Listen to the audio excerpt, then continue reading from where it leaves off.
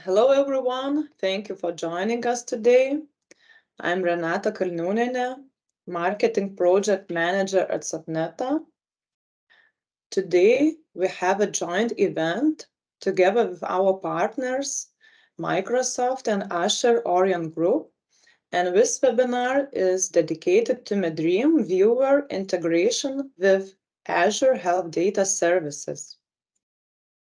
So the agenda of webinar: introduction and overview will be presented by John F. Kalafut, PhD, co-founder and CEO of Azure Orion Group.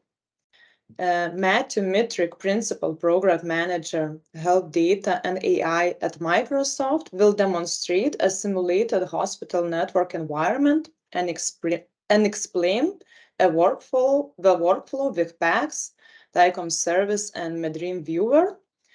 And Marius Šadauskas, our system integrator at Softneta, will present MedDream Viewer for Azure Health Data Service, installation and configuration. And Artūras Gruodis, Chief Integration Officer at Softneta, will help us to answer your questions. So if you have any questions, please write them in the section dedicated for questions and answers. At the end of the event, I'm going to read all the questions we got in the registration form and these during webinar, and we will try to answer them. And also, this webinar is going to be recorded. So after webinar, I will send you the link to the video recording and presentation file of our webinar. So, John, you can start.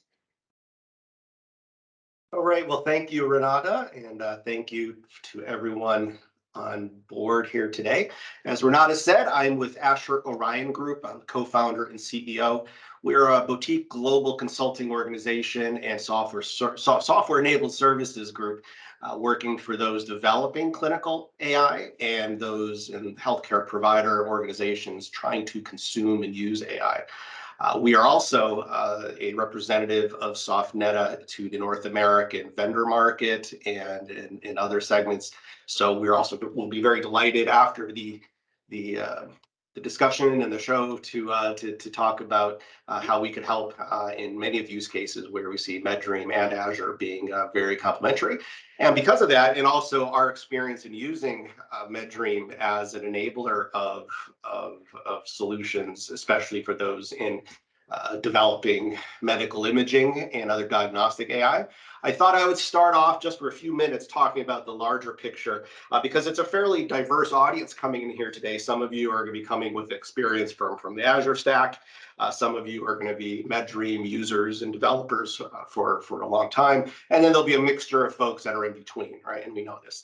So you will see this diagram again when Matthew goes through his material, but I just wanted to pause on this a little bit just to highlight some of the points that I will discuss in my opening here.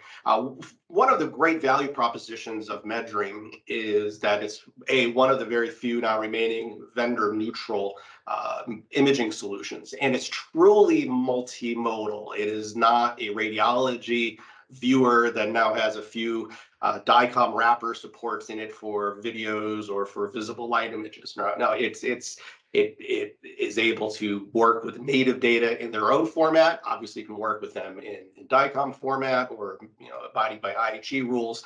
And as a developer, it's also a very flexible, extensible tool. It's not a monolithic application that only you can do is launch it as a viewer. You can build your solution around it, and there are hundreds of vendors on the market that have been doing that. Some of the use cases, and now how will cloud and especially how would Azure fit into this situation? I think something from an end user perspective is not uncommon, is that there are multiple imaging repositories, especially from an enterprise imaging perspective. If that strategy is what that institution is embracing, there will be images from ophthalmology, dermatology, from critical care and radiology and cardiology. Most institutions, you're lucky if you can get radiology and cardiology images in the same archive, even with the VNA.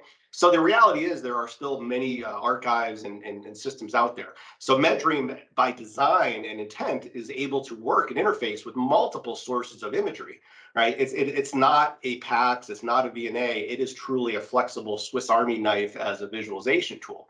And then in a modern day scenario, this is where the integrations and some of the unique capabilities with the Azure team and stack you will see today is that will be very more common moving forward, that elements of your enterprise's data set and institutions will also be on that cloud. And so part of what the takeaway today you'll see is that the flexibility from a deployment scenario and an integration set, you could use MedDream as this tool to both help with that transition as enterprises move to the cloud, but then also in the intervening state.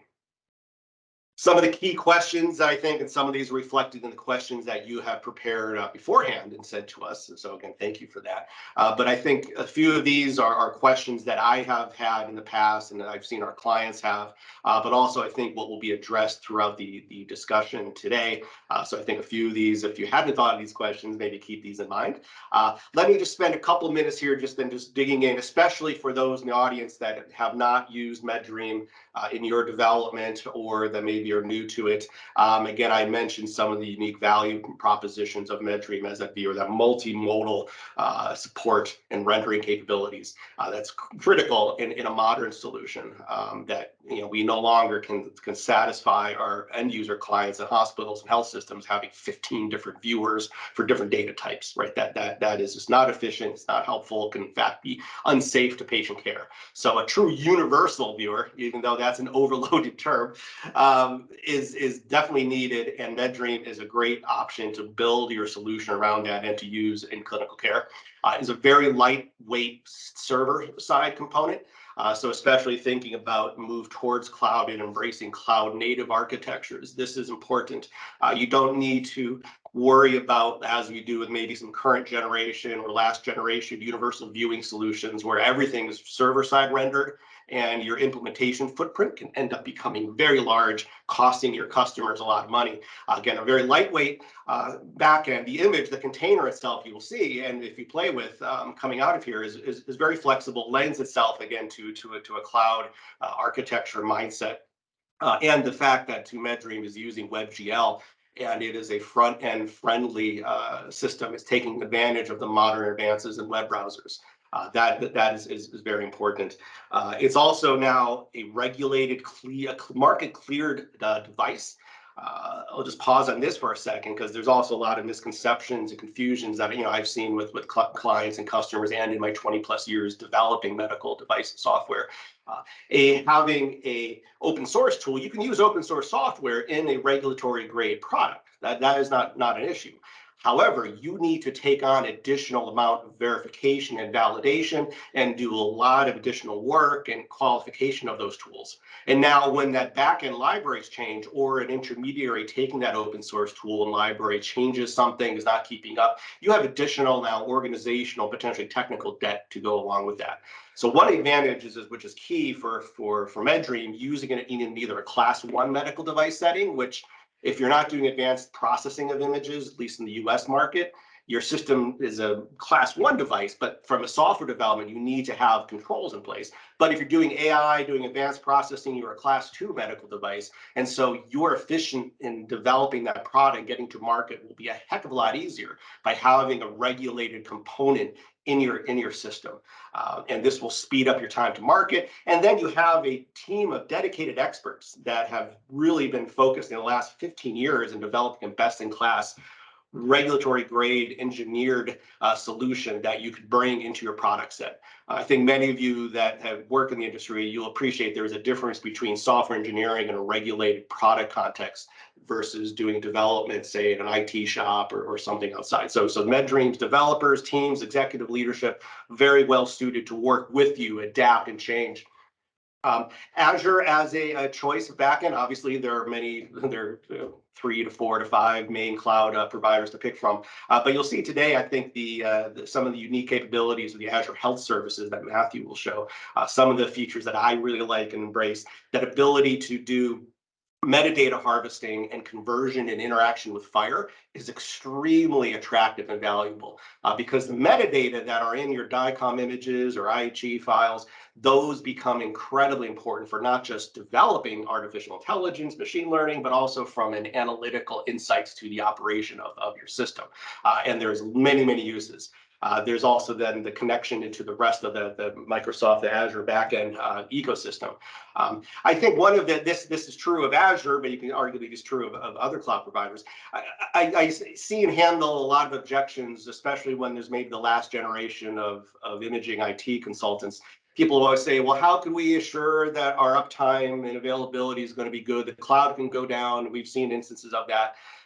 And yes, a cloud can go down, but the whole cloud is not going to go down. Usually when there is a failure, it's more due to because of the architecture and the design of that solution and not making use of multiple availability zones and having failover, which again, as all of you know, cloud native architecture gives that to you natively. The difference between a solution that is going to be a lift and shift of taking a last generation tool and putting it into a cloud, you don't get that same level of control and architectural elegance, if you will, in your solution. So now granted, there will be additional cost and how do you structure those availability zones and failovers, but I think that objection of, well, we can't guarantee we're going to have available and access to our images. I think another thing too that a lot of the last generation systems folks miss is there's typically 10 to 30 hours of downtime for a clinical PACS or VNA system in a hospital. These are usually complex distributed systems. The backend server might be up, right? But your visualization tool, if you can't access those data, what does it mean to your end users, right? So I think a lot of times this issue about, well, we can't, we're going to be afraid if the cloud goes down. I think that is something that is not an issue. I think the discussion from a solution architecture and discussion now shifts towards how can we make the most use of the cloud patterns and structures and have that discussion around economics, migration, how do you handle egress and ingress charges and what's the best way of doing that. But again, the advantage now of both Azure and MedDream together as a completely seamless tool set for helping you build an infrastructure around for true enterprise imaging is something that is unique, especially in enterprises like health systems that have familiarity and comfort with the Microsoft stack and the enterprise and also the economics. So those are a few of my opening thoughts and considerations. Like I said, we'll be seeing a lot of these throughout the rest of the discussion. And again, very happy in the questions and also subsequent to the sessions here to help any of you out there. So thank you, and I'll hand it over to my colleague Matthew, Microsoft. And Matthew, please take it away.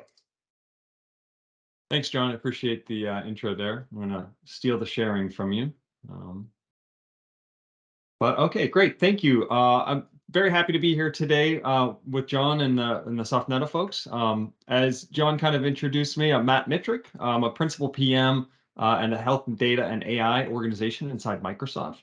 I've been at Microsoft for quite a long time, but I'm happy to be working today in this space. And it's really some exciting things we're doing. You heard a lot about what John already talked about, the opportunities here.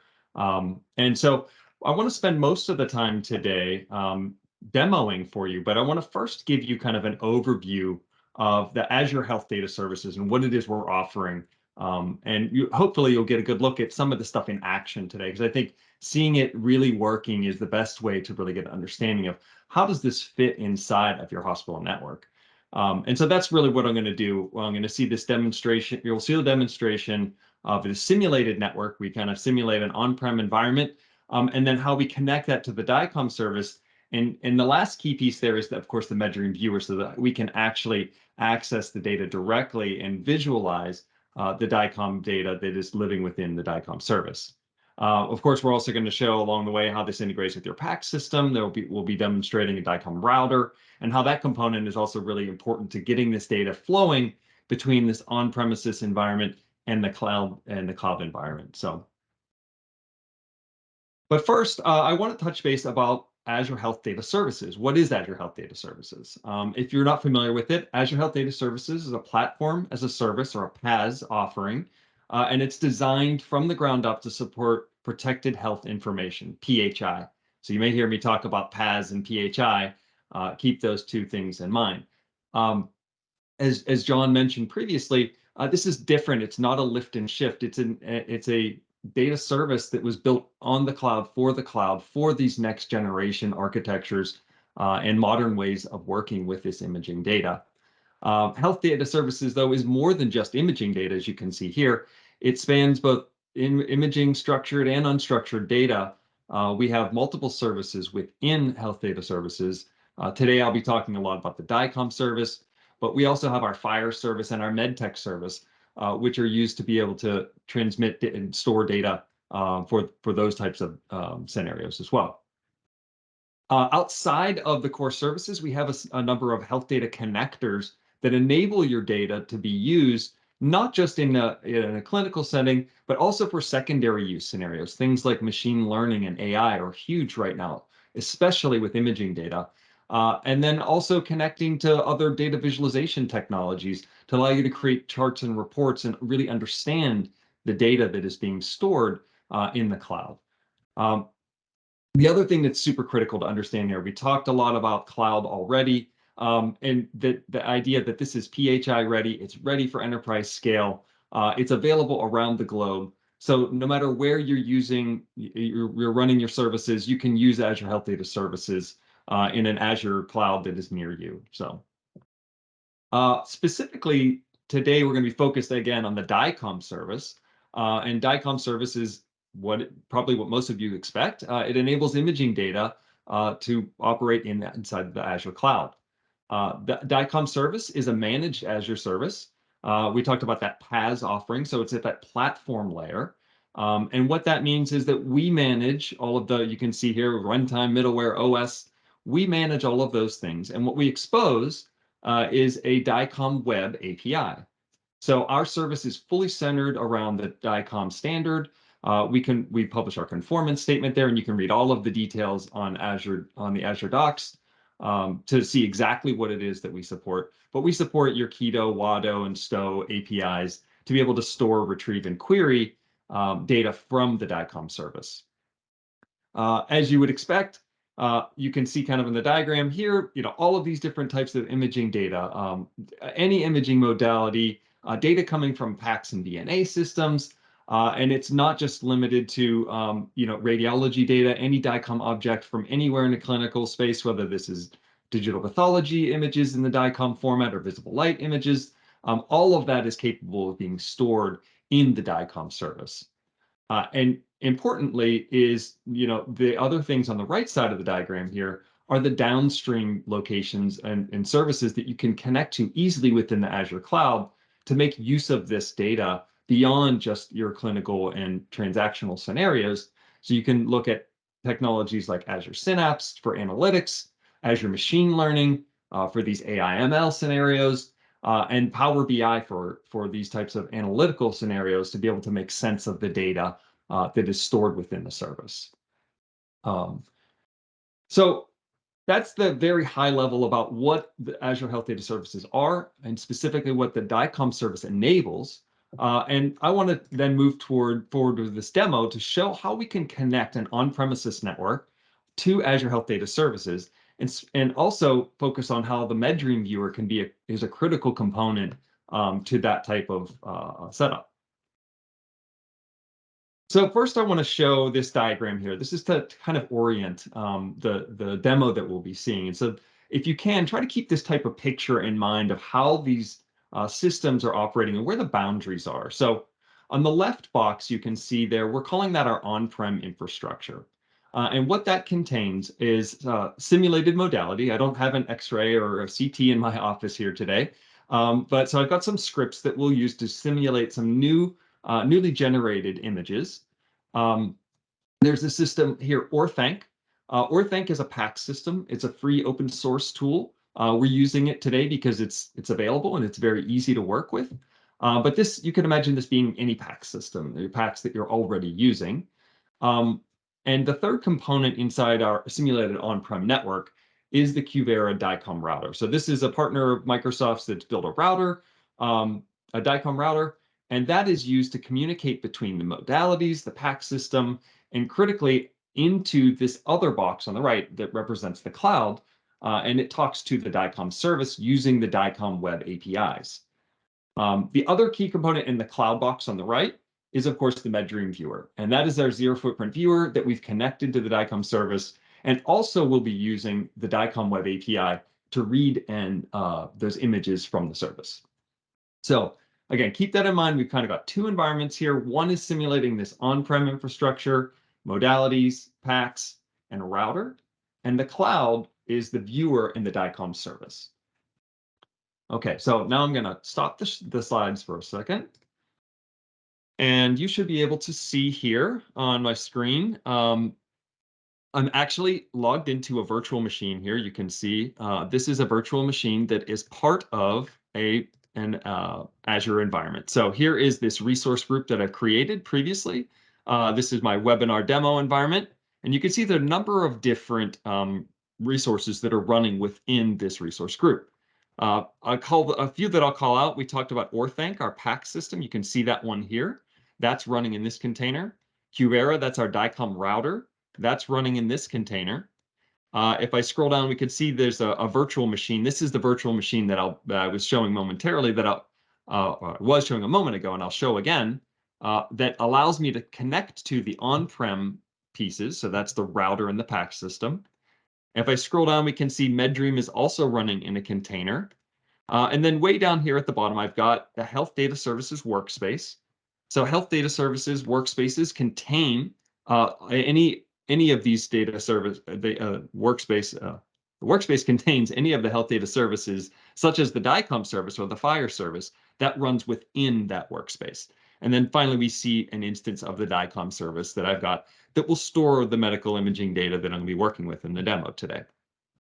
So first, let me go back into that virtual machine. And I'm going to orient us a little bit here. So this is Orthanc. If I go back to the screen here, we can see Orthanc. It's the PACS system. And if I click on this view here, all patients, we can see that I've preloaded this with some imaging data. You can see there are 10 different patients that we have here. And if you look over on the right-hand side, we can see the count of studies for those patients. Most of the people just have one study. A couple of them have two.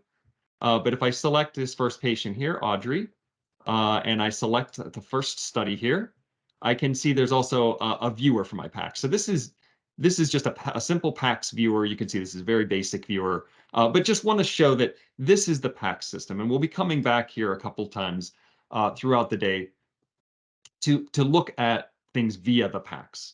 Also, I've got the router running. If I log in here, hang on one second, refresh. Get my password and unlock this. So here's my router configurations.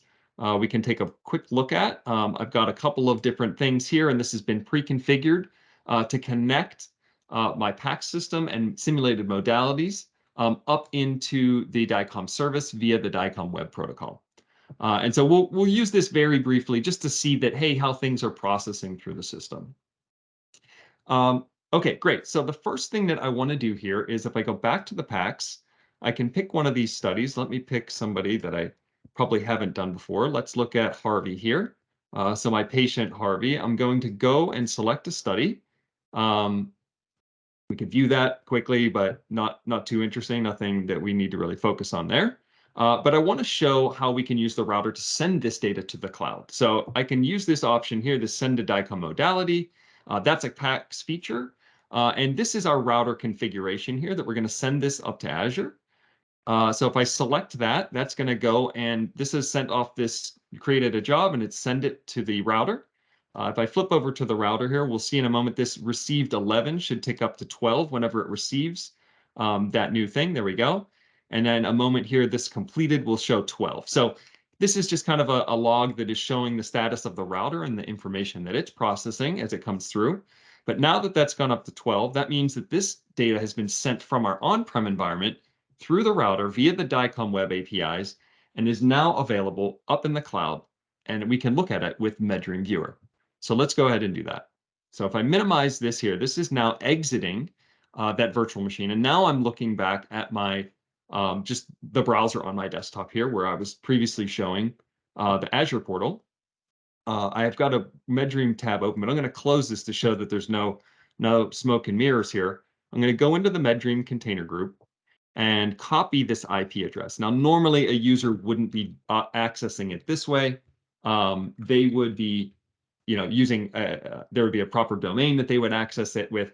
But just for demonstration purposes, today I want to show that, look, that is actually really happening. I running this directly from that Azure group that is, that container group, sorry, that is running in the cloud and is connected to this demo environment. So here is the study that I sent up, the patient Harvey. If I click on view here, we can see this quickly pops up in the MedDream Viewer.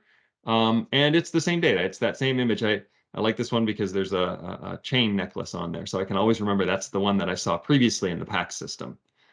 So there we go. That's the very basic scenario of the PACS system running in the on-premises environment, connecting via the router up to the DICOM service running in the cloud, and then allowing the MedDream Viewer to access that same data from the cloud via the DICOM web APIs. So that's a very basic scenario there. That's kind of my core scenario of showing how all of these pieces operate together. But I want to show how this also works when we have some new data. So if I go back into my virtual machine and I go back onto the desktop here, I've got a number of scripts here. And so I'm going to double click to run one of these scripts. And so what this is doing is simulating new imaging coming from a modality, and it's going to send it to the router. And the router will send it both to the PACS system and to the DICOM service running in the cloud. So the script will only take a minute. And this imaging data is from the, if you're curious, from the National Cancer Institute in the States here. And this has all been de-identified data. So we are running with safe demo data today. So if we just wait just another second here, this should finish up. And I'm going to maybe get impatient and go over to back into the PACS system. If we look up here and I go to the all patients view, we should be able to see when this finishes here, we'll see a number of new studies. So there, that looks like that closed. If we look at this, now we can see, if you remember before, there were most of the patients only had one study, a few had two, and now we can see almost all of them have two studies. So we've added a couple of new studies here. I believe Harvey before was one of those users that had only one study. And if I look at this newest study here, I believe this is the one that is a new one. If we take a look in the web viewer here for the PACS, this is my PACS, again, my PACS viewer running in the on-prem environment. So I can look at this in my existing infrastructure, right? So nothing super special here. However, the router, when it received those images from the modality, also sent it up to the DICOM service. So if I minimize this now, I come back over to MedDream. We can think about MedDream as kind of my client for the DICOM service right now. So if I refresh this, we should see the number of studies increase here that are available. And so these are the studies that are in the DICOM service running in the cloud. And so we did that, and now we see a bunch of studies here. So that increased. That's great. Harvey, this was the study we're looking at before from 2011. Harvey, this is the study from 2022. So that's the new one. If I click on that, we should see that same study that we were just looking at a moment ago in the PACS system. So very cool. What we've seen there, just to kind of recap, new imaging was created from the modality. It was sent to the router. The router then sent that to both the PACS and the cloud. So this type of environment, you heard John mention before about in this cloud native architectures, being able to send data in multiple places allows us to have that redundancy. So I don't have to worry about, well, what if there's an outage in this system or that system? We've got it in both places at once, automatically, thanks to this router. Quickly, I want to show one more scenario if I can. And I'll go back into another simulation here. I'm going to run another script. And what this is going to simulate is sending some historical priors to the cloud. So this is going to send up priors for a number of patients. And then what we're going to go ahead and do is we're going to look at those in MedDream to see that, yep, those things were added there. But we want to simulate how does a clinician access that via the PACS system. So while this is running, we can pop back over to the MedDream Viewer, and we should see there are 7 studies here. And if I click refresh, we should see some of those starting to come in. So this is already at 9. So there's a couple of different studies that have already been added, and that script will run and add a few more here in a moment. In particular, let's look at this patient here. This patient, Jewel, is the name. And there's a prior study here from 1994. So all of these priors are going to be a lot older dates, and you can see a couple of them. This is one from 1977 as well.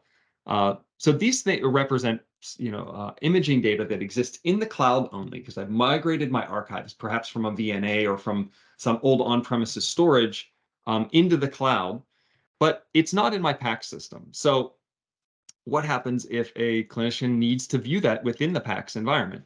So if I go ahead and back to my PACS system, I can use this query retrieve feature. And I'm going to, again, use that router connection that we have here. And I can query my patient name, for example, and I can say Jewel, and I can do a search of the studies. And this is going to return that patient. And I can select, we can see this is that study date from 1994. So that's the archive data that I moved up to. That's that prior. And then I can go and via my PACS system, I can just retrieve that from the DICOM web endpoint that we have, but through the router. So now that I've retrieved that, if I go back into my all patients view, I look at Jewel. Jewel is my patient here. Jewel now has 3 studies. I can see all 3 of those here. And that includes that prior from 1994. That was the one that we just retrieved via the DICOM router, went up to the DICOM service and pulled that down. So just a quick run through today, but hopefully that gives a good overview of the types of functionality that we have here within the DICOM service. If I pop up one slide again real quickly, I'll show a recap here of kind of the things that we take away from about the DICOM service and Azure Health Data Services more broadly. Is that it's fully managed service, platform as a service, that reduces the burden for your on-prem teams, for your on-prem or for your IT teams, and reduces these operational costs. It's standards-based. Everything we saw today was using the DICOM standard and using DICOM web APIs. That's how both the viewer connects and also how the router communicates from the on-prem environment to the cloud. It's extremely fast and scalable. This is what you get with the Azure cloud in general. It's highly available. It's available around the world. All of these things are really, really key strengths of the DICOM offering within Azure Health Data Services. One last note, you see that URL at the bottom, and we'll share these slides out at the end, aka.ms/dicom-demo-env. Everything I showed today, you can run yourself. If you go to this is a GitHub project. It's open source. You can try it out yourself. It's a one-click deployment, and it'll lay out all of these things, including MedDream and the DICOM service, the router, the PACS system, all of that in an environment that you can run this exact same demo that I showed today. At home, you can get a chance to play around with it, show it to your colleagues. And so, yeah, that's the overview of the DICOM service with MedDream. And up next is we're going to allow Marius to steal the presentation here. And he's going to talk a little bit more about the MedDream Viewer and what the deployment is like. Yes, Marius? hello. I hope you can see my screen. Matthew, your presentation is amazing. And not today, because today is basketball play. Maybe tomorrow I will try to run your demo, because I am really impressed. And now we can see my presentation, which will be not so excited, I think. So my name is Marius, and I am a system integrator here in Softneta. And you probably know me from other webinars. So if you don't, so you will know me now. And let's go to the short content of the presentation. So I will talk briefly about the MedDream Viewer, the Docker version, and how it can be connected with the Azure Health Data Service. Also, how I will show you how we can install and configure MedDream Viewer Docker container to work with the Azure Health DICOM service. And I will show you not so sophisticated way, but how you could send a DICOM image to to the Azure DICOM service just to be able to see it in your environment. So let's jump to the first part. So newest version of MedDream Viewer can be used with Azure DICOM Service. It would, let's say, be connected and acting as a PACS or VNA system. And as Matthew mentioned it would use DICOM web standard, so VADO and QUIDO interfaces to search and retrieve and search for the studies and to display them. And as you saw in Matthew example, and I will show you also, so this integration between Azure DICOM Service and MedDream Viewer works also in the standard way, when you can log into the MedDream Viewer, see the search window, so you could search for a specific day, for the specific patient ID, patient name, accession number, and so on. And also it is working with the URL integration. So for example, if you have HAS or RIS system in your organization, in your hospital, and you are using the URL integration, both token enabled and disabled or token disabled integration to view a specific study. So this integration between MedDream and Azure DICOM Service also will work. And you can easily deploy, as I will show you, you can easily deploy MedDream Viewer with already pre-configured Azure DICOM settings, so you wouldn't even need to edit the application properties of the MedDream. So this is the link of our Docker Hub, where the Azure DICOM Viewer is located. Maybe Renata can put this in the chat so everyone can access it. And let me share this window here. So as you can see, we have different kind of Dockers here in our Docker Hub, and today we are talking about, of course, the Azure DICOM Viewer. So here you can see some introduction. Here is, as always, how to install it, how you could log into it, and there is more configuration details here, so you can follow it and see it. And we will come back here to view the installation command, Docker run command, to see how we can run it.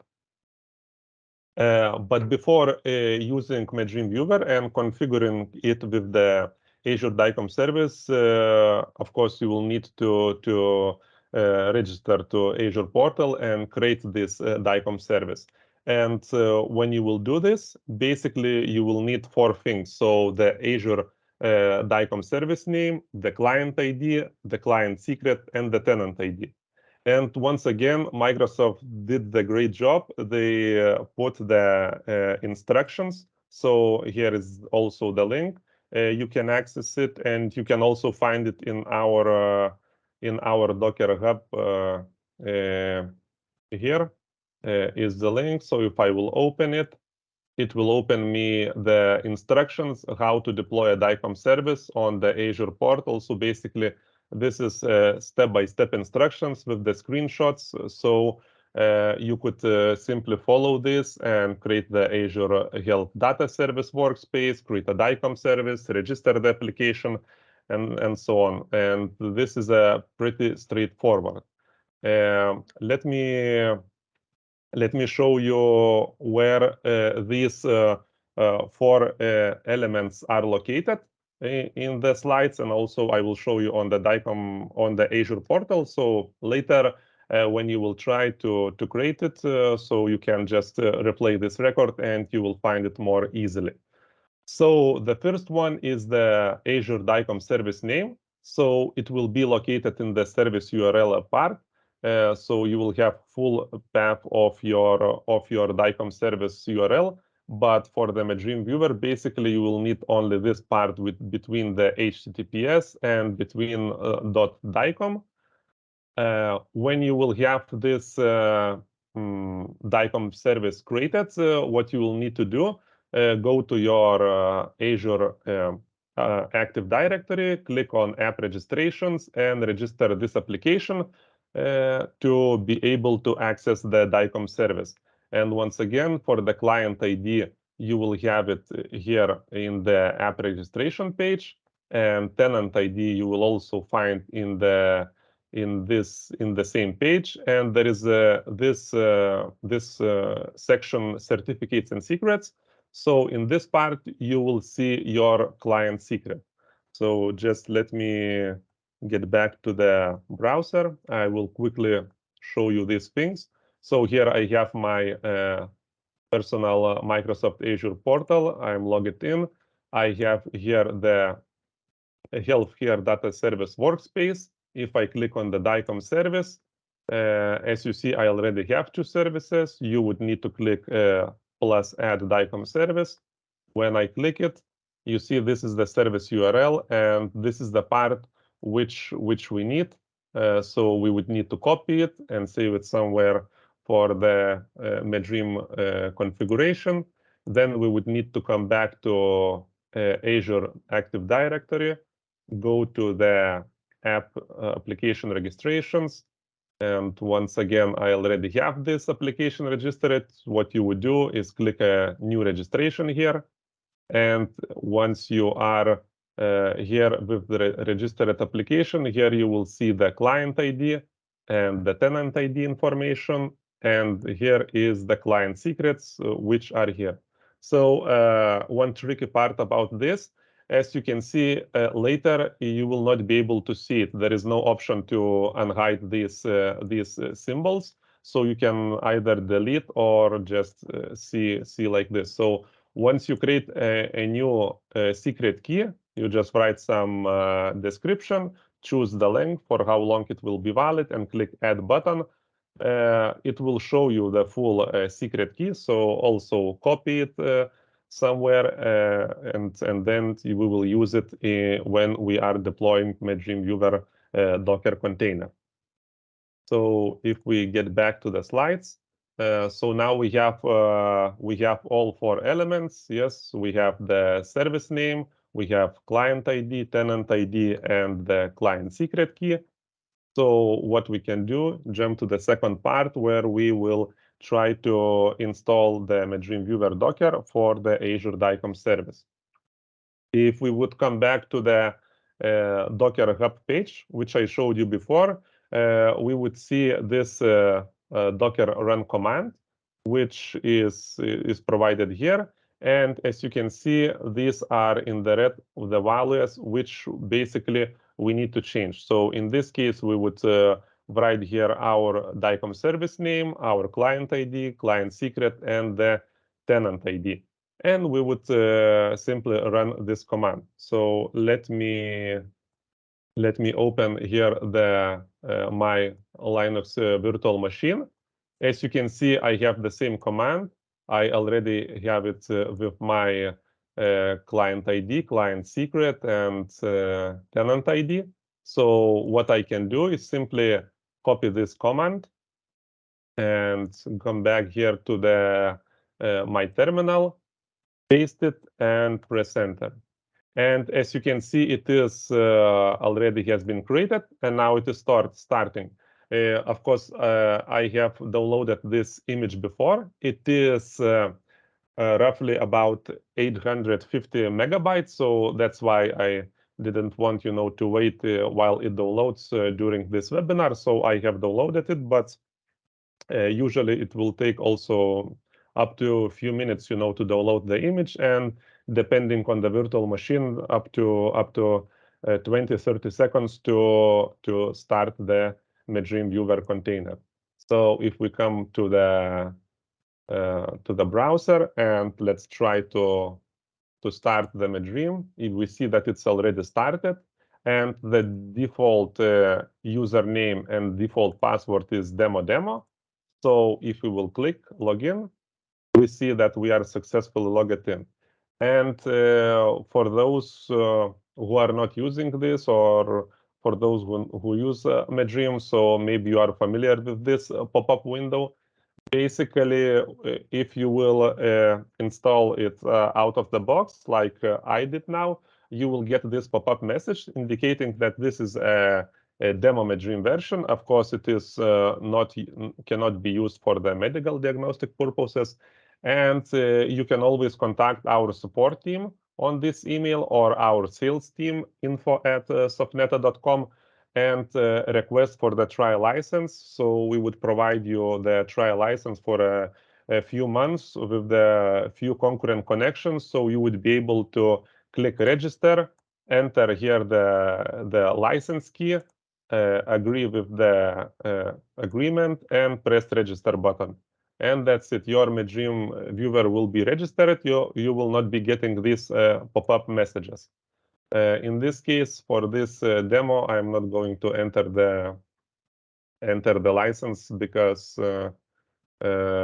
you will see my license key, and then I would need to delete it. So as you can see, I have already uploaded a few DICOM images here. So we can try to open any of them. Once again, we will need to wait a few seconds to close this box. And as you can see, the DICOM image has been loaded. We can do all the manipulations with it, all the measurements, all the things we would do with a standard MedDream Viewer, which would be connected to any kind of the PACS solution. So this how we can easily install MedDream Viewer with already pre-configured settings. And as you saw, we didn't even touch the application properties file, which, as you know, is one of the main configuration files in the MedDream. And as we still have some time, I want to tell you what would be another option to install MedDream Viewer. And I would say this option would be more suitable to those who want to test the MedDream Viewer more deeply and want to maybe do some more manipulations in the configuration in the application properties file. So basically what you want to do is to create the application properties file in your host system. So for example, in my case, in the Linux virtual environment, I would put it, so for example, in this location, and with -v parameter, I would mount it to the Docker, to MedDream Docker, to the application properties location. What it gives me some advantages. So for example, if I want to update some settings in application properties file, I do not need to go to inside the container, find the application properties file, use some not user-friendly text editing tools, and so on. If I have this on my computer, I can use for example, Notepad++ or whatever software I'm using for this for editing configuration files. And also, if you would accidentally or not accidentally delete the MedDream Viewer container, so you would lose your application properties file. While if you would have mounted it in your host environment, then you would have this application properties file inside your computer. So similarly, this example is also shown here in our Docker Hub. So if you scroll down, as you can see, with -v parameter, you could mount even more settings. You could mount, for example, a license file. You can mount the application properties file. Also, system.json is another configuration file, which has some settings, for example, to allow patient history and so on. So this file also can be mounted and easily changed. And if you would want to try with this application properties, so here is also the example of the application properties file, where basically you can replace these values with actual DICOM service name, client ID, client secret, and tenant ID, or you can leave these values as it is and run this command with environments which are mounted and will be mapped with the application properties file. So it is up to you. And yes, here is the configuration example. So as you see, for example, let's say default username is demo, but I want to create some stronger password. Let's say I don't want to use the demo username. So in this case, I would simply edit application properties file, restart the MedDream service, and that's it. Or for example, here we have only one storage configured, but we can copy paste, change from 0 to 1s. And so we would have multiple storages configured with the same MedDream DICOM Viewer. So this is the second way how it could be installed, and it gives you, let's say, more flexibility in the sense of the configuration of MedDream Viewer, or testing some functionalities, testing permissions, and all other things which need to be configured inside the application properties or system.json file. And the last part, I will show you one of the ways how you could send the DICOM file using the Postman. But of course, once again, Microsoft already has much more information to offer. So if you will follow this link, let me open it in my browser. So here you can see that using DICOM Web Standard, API with DICOM Services. So here, if you scroll down, you can see examples how to upload a DICOM study, DICOM file to the Azure DICOM Service. There is examples with C#, with Curl, with Python, with Postman. With Postman, I think they have also the Postman collection example. So there is actually various ways how you could do it. And let me open the Postman here, and I will show you one of the ways how it could be done. So first of all, you would need to get the access token, the bearer token. So to do this, basically you would need to send a get method to your Microsoft login endpoint, which is basically the same for everyone, except that you would add here your tenant ID. So to OAuth2/token. So for this endpoint, you would need to send the information. It could be sent either by raw format or using the headers. In this case, I'm just sending like this, but this is also this information is taken from Microsoft page. It's nothing which I was created myself. So this is the credential type. This is the client ID, client secret, and the resource to which we want to connect. So in this case, we want to have access to DICOM Healthcare Apps Azure.com. So once we click send, here in the body, I'm getting the token. So it says how long it will be valid and so on, for which resource it will be working. So what I will do, I'm taking this access token, I will copy it, and I have another tab in the Postman. So I will be sending the post method, and the post will go to my actual full URL of my DICOM service. And at this point, I'm sending to v1/studies. If I remember correctly, there is a multiple endpoints. So as I'm sending study, I send to the studies, but there is also serious endpoint, the instance endpoint. So all this information is written in the Microsoft page. And also I am added just 2 additional headers, so accept and content time headers with the application/DICOM content type. And in the authorization, of course, I choose a bearer token. I remove the old token and paste new one. And once I click, I will not click send, I will choose the file. So in this case, I'm sending the binary file. I'm selecting from my computer. Let's say I want to send this file. So I choose it, and then I click send. and the file has been sent. As you can see, we get the 200 response, meaning that everything was okay. The file has been sent, and as you can see in the body, also we get the JSON with the structure of the study which has been sent. And if we will come back to my virtual machine, we will log in again.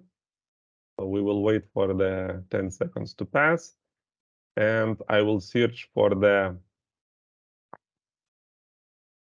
studies. And if you remember, there was 2 studies. Now, if I click any, as you can see, we have a new study arrived here, which we just have been sent, and I can open it. And as you can see, it is opening. So this is the one way how you could do it. If later, if you want these, Postman tabs shared with you, so you can contact our sales or support team. So I can send them. It's pretty straightforward. But as I mentioned it, and as Matthew actually showed with the DICOM router, it's much much more sophisticated way than this one. But this is just example, how you could send some DICOM files and you could actually see them that they are loaded from the Azure DICOM service. So to sum up, as you can see, MedDream Viewer can be easily configured to work with the Azure DICOM service. It is using DICOM Web Standard to retrieve and display studies. And before setting up MedDream Viewer, you need 4 things. So the DICOM service name, client ID, client secret, and the tenant ID. And to use our MedDream Viewer Docker container from Docker Hub, you can easily deploy MedDream Viewer just in a few minutes. So if you will need more information about this demo environment, about the integration, prices, quotas, and so on, so please contact the sales team on info@softneta.com. So getting back to you, Renata. Thank you guys for great presentations. So we have questions I'm going to share. So these are the questions we got in the registration form. The first one, can you update the installed version to the most recent without uninstalling? Yes, so for the MedDream Viewer, actually, I think our newest installation manual has the specific section for this install and upgrading section. So you can check it here, and it's a little bit depends on if it's on the Docker, if it's on the Linux or the Windows. But most important here would be to back up your application properties file, system JSON, global JSON, all these configuration files, and of course your MedDream license file, and then you can try to upgrade. And if you will have any doubts or you would need assistance, you can always contact our support team for assisting this. Okay, thanks. Another one, does Microsoft plans to push for the direct integration ingestion of data streams coming out of local DICOM devices? Yeah, I can take that one, Renata. So I think that the answer to this one is what I demonstrated earlier today. So that was the purpose of that DICOM router component, is to manage that communication between DICOM devices that are running in your on-prem environment and the DICOM web service, or the DICOM service running in the cloud via DICOM web. So we don't have plans today to build any of those direct integrations. Instead, our strategy there is to rely on partners. I showed the one example today of that partner, Cubera, who provides a router capability. There are other partners that we have as well. And if you search for Microsoft Partners website, you will be able to find all the vast number of partners that are out there. And there are specific healthcare partners as well. I think I can add to that, especially I think coming from the scanner modality vendors, most of the large OEMs have some capability already of an edge or a hybrid approach, especially on newer systems. So too, depending on the vendor, the type of equipment, there may be as part of the transaction or setup and already an existing way to get data to a cloud. At that point, then the options are slightly different, right? You wouldn't need an on-premises router. So again, a lot of this will depend on the generality of the installations. Okay. So we answered, yeah? I can move to another one. Can PACS, DICOM Services, and MedDream Viewer for Azure Health Data Services be integrated with on-premise working RIS or HIS solutions? Yeah, I think again, I kind of go back to the previous answer. I think that was part of the purpose today, was to demonstrate how it could work in an on-prem environment. So I didn't use a RIS or HIS system in that environment, just to keep it simple, just down to the PACS and the router and the DICOM service and the viewer. But yes, that's capable of integrating with other systems. One of the capabilities that we did not really talk about at all today, that the DICOM service supports, is a modality worklist service. So there, is support for that beyond just the, STO, WADO, and Keto APIs as well, that enable you to store other DICOM related data in the DICOM service. So hopefully that kind of gives an idea that yes, this is, just one piece of that puzzle, and it integrates with the other components. Okay, thank you. Another one, multi-AI algorithms marketplace integration with viewer. Yes, so for our viewer, we are already working with multiple AI vendors, and we actually have the dedicated page in our website for them. So you could check it here. If you want to work with them, you can have the contacts here. If you are one of the developers of your AI solution, so you can always also contact us, and we can validate that your solution works with the MedDream Viewer, and you could also be presented in this page on the AI section in our website.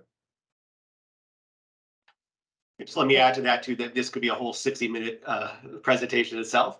So the one thing I would add is that an advantage of MedDream, like I mentioned in my opening, is it is very extensible. So there is really no agreed upon standard way of exchanging data from different, especially today, diagnostic imaging AI algorithms.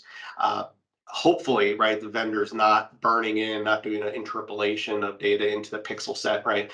So, but there's usually a choice of some SR objects, DICOM segmentation, RT struct. So the beauty of MedDream is it can ingest those types of objects. And if there's a need to extend the capability, say with the TID 1500, for structured reporting, the Marius and Artūras and team are there to support and make those changes. But because the reality is, especially for a marketplace, a viewer is not necessarily the solution. The most successful AI vendors on the market have realized that in the workspace of the physician, you need an application that can present and display multiple types of data.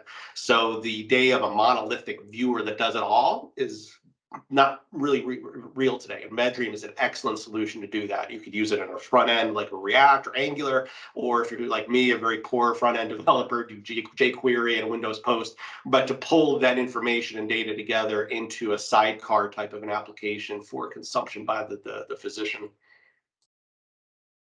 Thank you. Another one, how to share the DICOM images to the referral doctor or patient?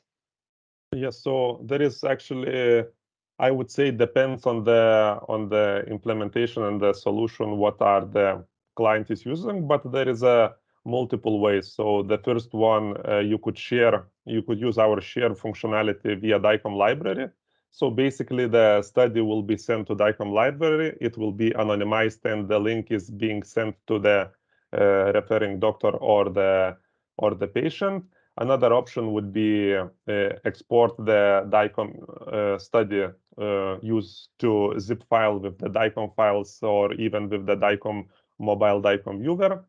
The third option would be if the URL integration is used, for example, in HIS systems. So the HIS could have this solution to generate a longer token and send this generated token to the client, and the client opens the link, not client, a doctor or patient opens the link, and he see this specific study. And the last would be the live share functionality, but this, I would say, more related to the, let's say, teacher-student scenario where, for example, a doctor is a teacher and is showing the particular study, making the, let's say, some measurements and everything, and he sends the special link to the students so they can see what the doctor is doing. So this would be the ways of sharing the DICOM studies through MedDream Viewer. Okay, thank you.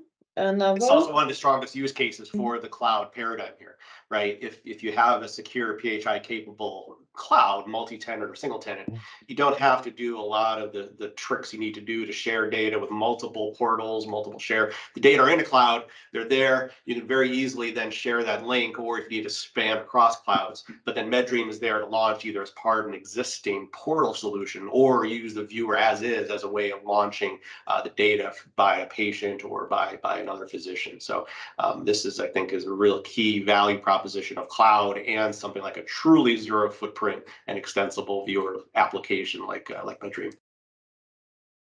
Thank you. Okay, another one. General description of MedDream Viewer, Softneta offer. What is PACS, Azure Health, overlapping between these offers? Yeah, so general description of MedDream Viewer, I would say it is a universal viewer, DICOM viewer, web viewer, which can basically work with any PACS solution which exists in the market. And what is the PACS and the Azure Health? I think it has been answered in Matthew and my presentations. Matthew showed the PACS, Orthanc PACS system, and we showed the Azure Health DICOM service where the images can be stored. Thank you. Does anyone wants to add something, or can I move to the next question? I can move. 24/7 support availability for US market. The question, I don't know for who, but if for us, so we have our dedicated support team, and in our web page you can find our support team contacts, the email address, also the phone number to which you can call, and our team is working on European time zone in EEST time zone now, so from 8 till 5 or till 6. But we also have some partners in US which also could do the support. Yeah, and I think just from the Microsoft side, the 24/7 support is there, of course, for all Azure products. You can contact customer support. Our engineering team is spread mainly in North America, and so we have very high degree of coverage in daytime, but we also have rotational overnight for outages and things like that should they occur. So thank you. Another one. Can I define shortcuts in MedDream Viewer? Yes, it is possible to define. Maybe I can quickly share a screen so it will be easier. So if you are here, for example, in the viewer, so here I am on our demo viewer, demosoftneta.com, and if I'm here in the viewing some study, I could click here on the settings, and there is a shortcuts item. So here you can see all the shortcuts which has been created, and if you want to change them or, for example, create new one, simply press these 3 lines, press the keyboard shortcuts, and here you can now the MedDream waiting for you to press some shortcuts. So, for example, I press Ctrl+P and for preloading series, and I would click save, and it will create the shortcut. So basically, You can create your own shortcuts. You can see what shortcuts are created, or you can modify the existing ones. Okay, thank you. I'll share again.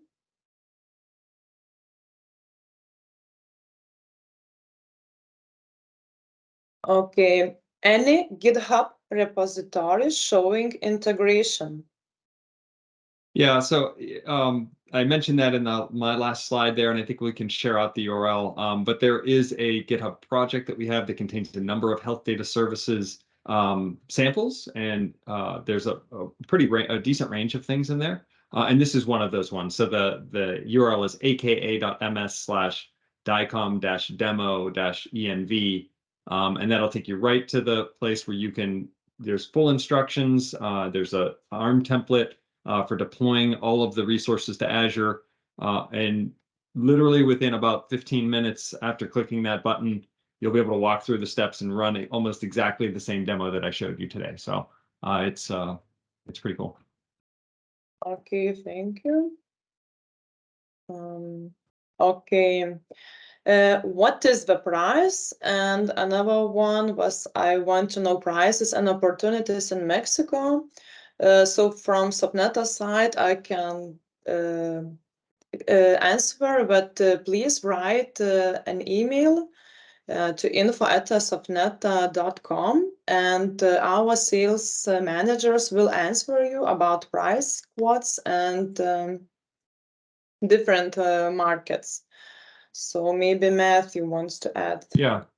From the Microsoft side, all the pricing for Azure Health Data Service is available online. If you go to azure.microsoft.com/pricing/details/health data services, and we can share out a link there as well. That will take you to the pricing page, and you can see broken down by region and currencies what the pricing options are for health data services. Okay, thank you. So now we will move to the questions we got during webinar from attendees. And the first question is directly to Matthew. When you mentioned around 11:30, the modality passed the image to the router, which in turn forwarded the image to the PACS and the cloud. Where is the PACS physically located? Does this PACS need significant archiving capacity, several terabytes, locally at the hospital? Yeah, that's a good question. So in my demo environment, the PACS was located in the cloud, but that was really just to simplify the deployment and make it so that I can run this demo anywhere. The idea behind the demo is that PACS would be a PACS that would be running in your existing network. So that could be on premises, or it could be a cloud PACS. From the perspective of the DICOM service and the type of integration that we showed with the DICOM router, it really doesn't matter where the PACS is located, as long as that router component can communicate with the PACS and also can communicate to the internet, to the DICOM web service, or the DICOM service via DICOM web APIs, I should say. Does the PACS need significant archiving capacity locally at the hospital? I would say no, and I think that's one of the key values that we provide with the cloud, is that we have effectively unlimited storage, right? It can scale to petabytes of data, and that's really a key, value, is so that you don't have to have this massive capacity available in your PACS system. Now, the router that I had said it simultaneously sends to the PACS and the cloud, that was just for demonstration purposes. DICOM routers, you can do typically a ton of customization there about what gets sent where and when, and that's entirely up to your organization to decide how you would want to do that configuration. So to use the DICOM service in Azure Health Data Services, you do not need to have a big PACS system. And in fact, that I would say is kind of the value that we bring, is that we can store massive amounts of data in the cloud. Thank you.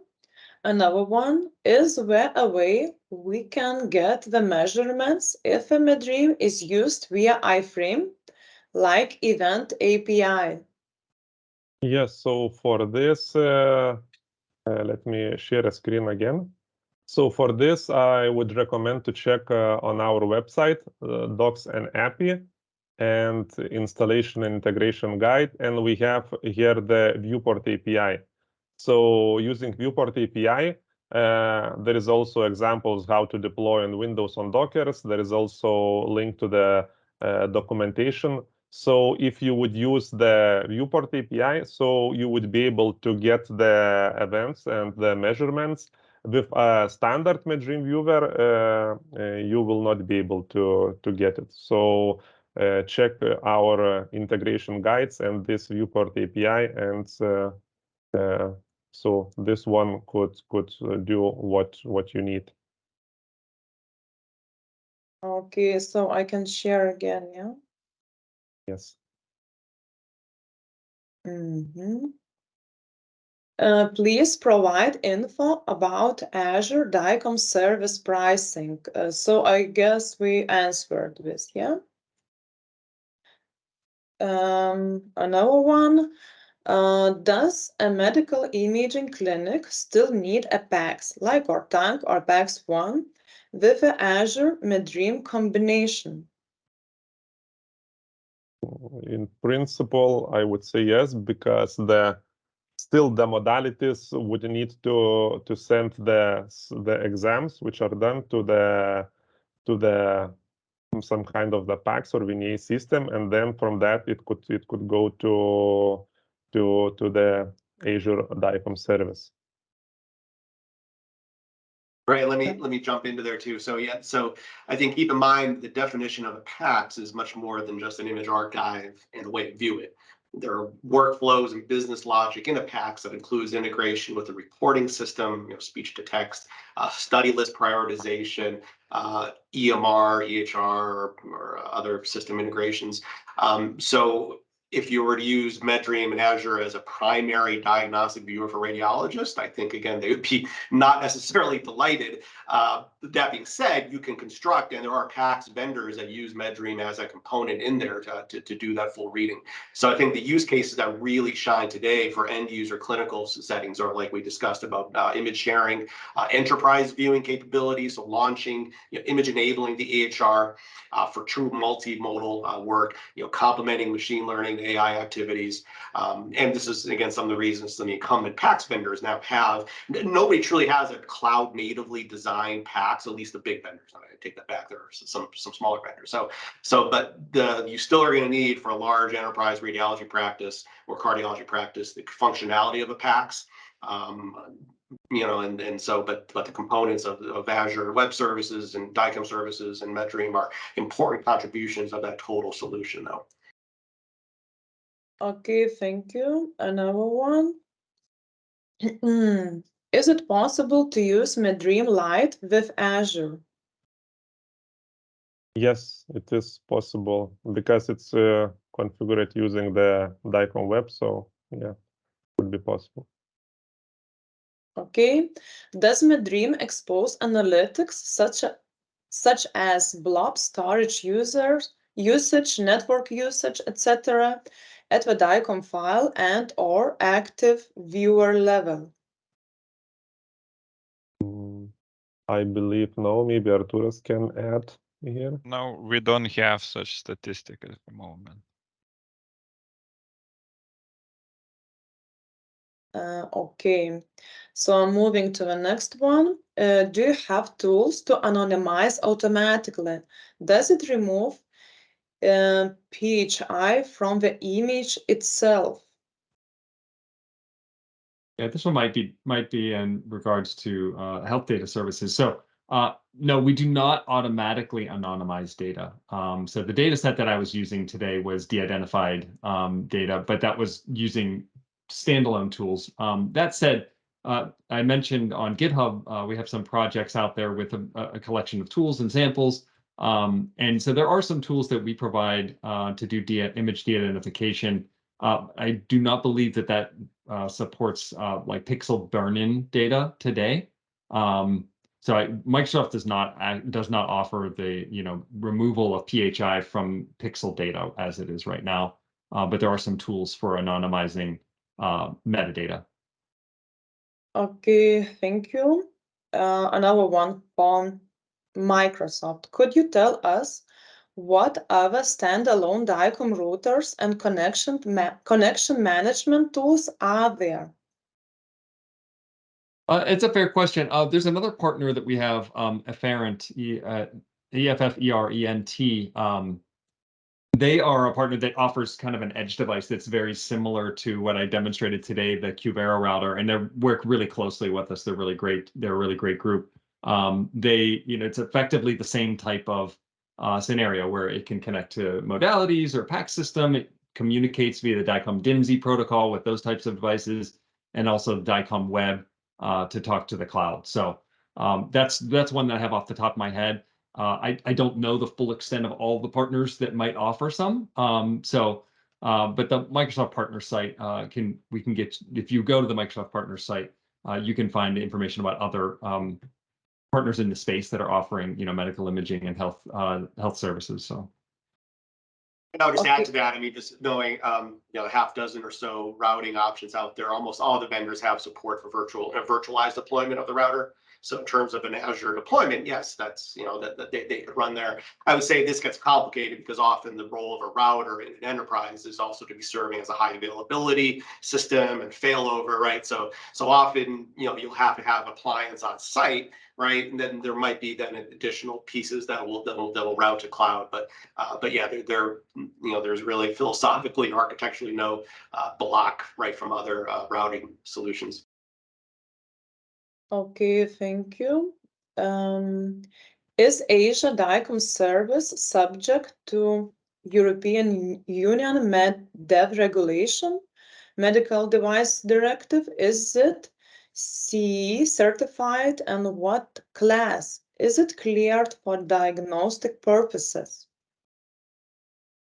Yeah, so it's a good question. I don't know. I don't want to be, I'm not positive off the top of my head about the specific regulation called out there. But Microsoft, we are certified on a number of different, certifications. Some that come to mind are like High Trust, for example, is one. The others I'd need to follow up offline with specifically. So I think we'll share contact information if we didn't already. But I'm MMITRIK@microsoft.com. So if you send that, I don't know who sent that question specifically, but if you send me email, I will definitely get you an answer for those things specifically. Cleared for diagnostic purposes, yes, absolutely. We have customers that are running today that are using this not just for research. The intent of the entire service is one repository for your data that is for clinical usage, for research purposes. So it is definitely capable of doing that, and all of that data lives behind trust boundaries specific to patient health information and various regulations there. So. Okay. Yeah, and likewise, this is just the kind of services too that we help a lot of developers through.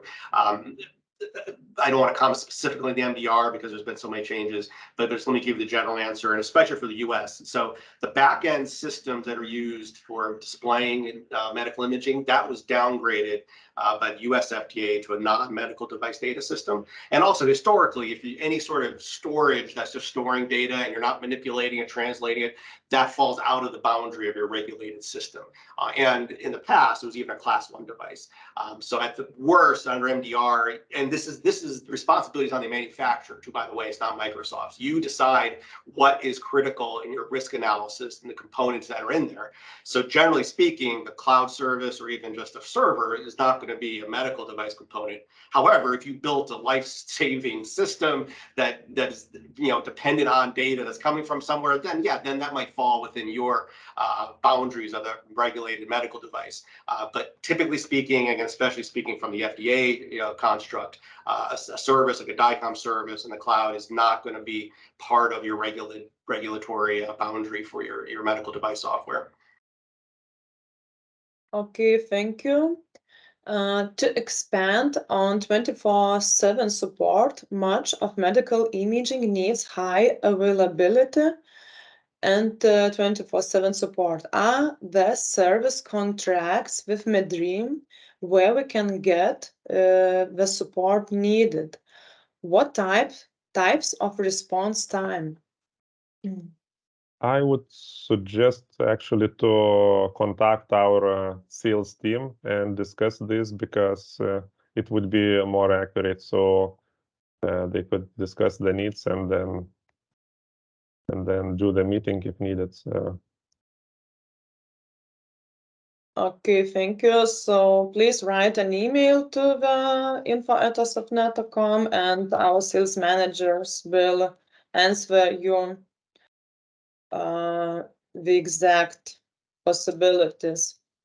Okay, is there a way to take key images and transfer those images to another application report writer? Do you have some suggestions or flexible reports writers? Question both to MedDream and Microsoft.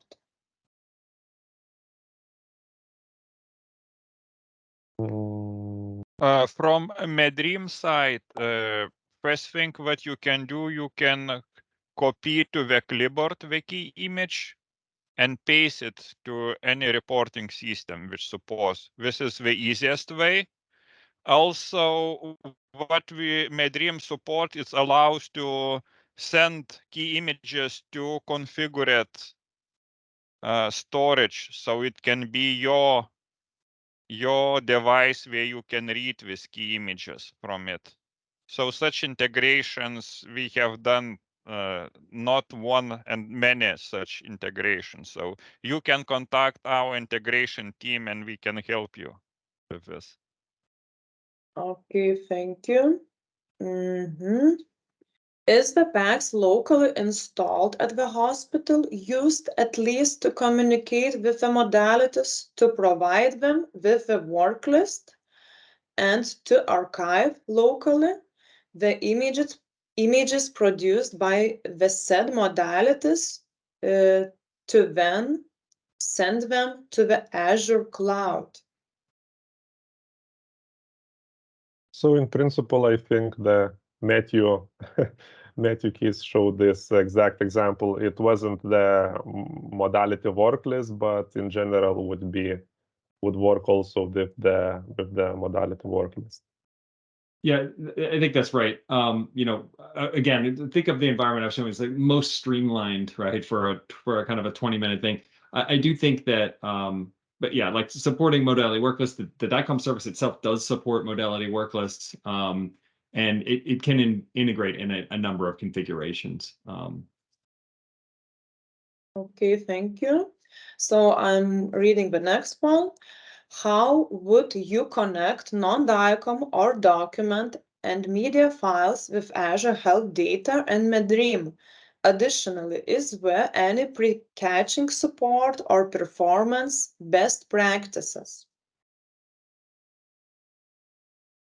Currently, I believe with Azure Health DICOM service, we do not support non-DICOM. We have additional plugin, and actually, which we had presented in previous webinar and in the new release. So you can check the recording about it to know more how it works. Okay, can I move to the next one? Now, talking about pre-caching, what we have several mirrored channels which can prefetch data stored in Azure Healthcare Service. So you can also contact our integration team and we can share the way how you can prefetch data in advance. You can prefetch a new coming studies, and you can prefetch studies with priors as well. And you can do priors during the night, etc. So we can share our experience about this. Okay, thank you.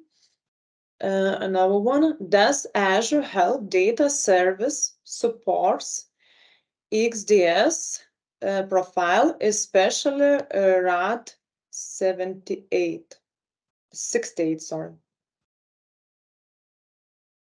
Yeah, so I'm not positive about that one. I'd have to follow up offline to get a crisp answer for that one. Okay, so I'm going to the next one. Are we to understand that the prefetch of images is no longer necessary in the local bags of the hospital since the history of a patient is already in Azure and available directly by MedDream for radiologists on Azure? So I think this is a, oh, sorry, I'll say, I think this is a complex answer probably because, so while the DICOM service has the modality work list support and it has, obviously the support to store the DICOM imaging data, it's not really orchestrating it's not an orchestrator, I should say that. So think of it as the source of the data. So it's not something that I think that comes by default if you think of it that way. So, and I think some of the prefetch was all kind of pre-caching, I guess, is different than prefetching. I don't know. It's the same. So Yeah. basically, what we can do, since MedDream supports several storage, you can configure, for example, to have recent studies stored in packs and store history data in Azure Cloud. And MedDream can easily take data, history data from Azure Cloud without having them in the packs. It's just the configuration of the Yeah, as MedDream. Matthew said, oh, sorry, Artūras. Yeah. That's I was gonna say, yeah, and a lot of the answer to this is going to depend on the solution architecture and your maturity on cloud. I would say one of the current uses, especially North America, for cloud and DICOM storage, is to take the long-term archive and put that into cloud, either as DR copies or for long-term, so you're not having to maintain a lot of data on site. So in that use case, and what Artūras said would definitely apply, right? So when you're doing a prior search, across multiple archives, instead of having to span across your local VNAs or packs, you would say, well, find us the priors in the Azure DICOM services, and then that could get them streamed right into your current workspace if it's MedDream or other applications. In the context of if your entire enterprise packs is now cloud-based, obviously everything is there. You don't need to do pre-fetching. That's again one of the arguments for having everything cloud-based, including the application logic.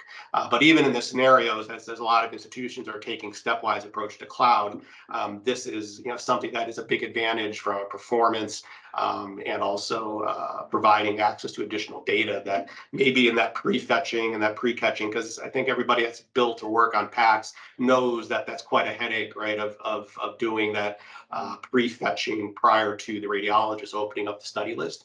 So this, again, is one of the arguments for why this type of an architecture and solution makes a lot of sense. Okay, thank you for all the answers. We got quite a lot of questions. So to the end, I left some good news. We can meet on HIMSS exhibition. So I invite you who are going to HIMSS exhibition, come to our booth. We can follow up your questions and discuss more. And if you need more information, please contact us at info@softneta.com. Check Softneta website, our YouTube channel for another recordings of previous webinars. You can find some really important themes there. So thank you, all of you.